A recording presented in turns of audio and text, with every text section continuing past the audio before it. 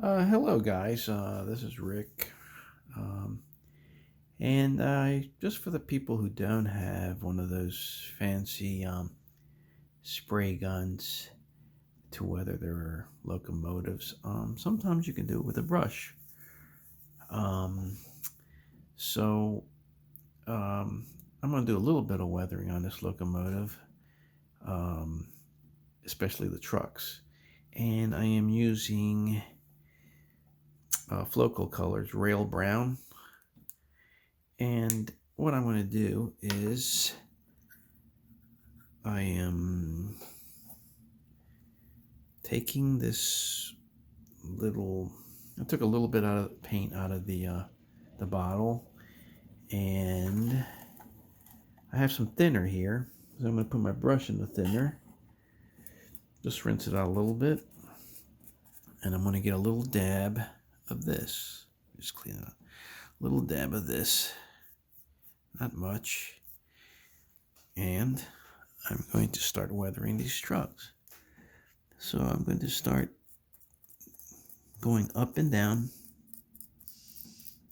on these trucks little by little on both of them. Get a little bit of paint. Just remember that the brush has a little bit of thinner on it, so it helps spread it out a little easier. Now I'm going to give it a little bit on this side. You see there, doesn't look too bad. Go in a up and downward motion because with rain and mud, dirt, it just travels to the bottom. Now I'm going to do the tank. Like I'm using very little paint. I'm going to put a little bit more thinner on there. Just almost nothing. And I'm going to start going up and down on these tanks. Fuel tanks here. It's very simple, actually. Just give it some streaks down like that.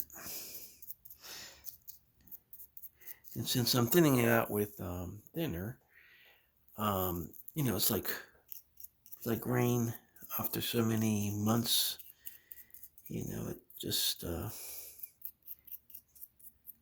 travels like dirt down the tanks, So I'm just doing a little bit at a time until I like it.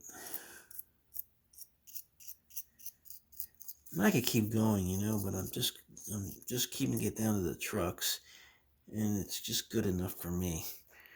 Let me see. It doesn't look too bad. Now, right now, it looks a little wet, but when it dries up, it looks really nice. I mean, good enough, It saves you, it saves you a little bit of having to use an airbrush. And I'll show you an example right now. All right, guys.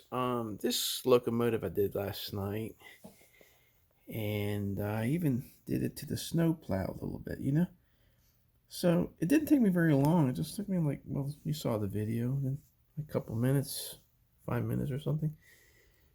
And it looks realistic enough. Now you could just keep going up, further up the locomotive, but this is the way I like it, I don't like to, I could put a little bit of smoke on, put some smoke residue on it, because it travels through tunnels and everything, and that I'll try later. I'm not going to try it now.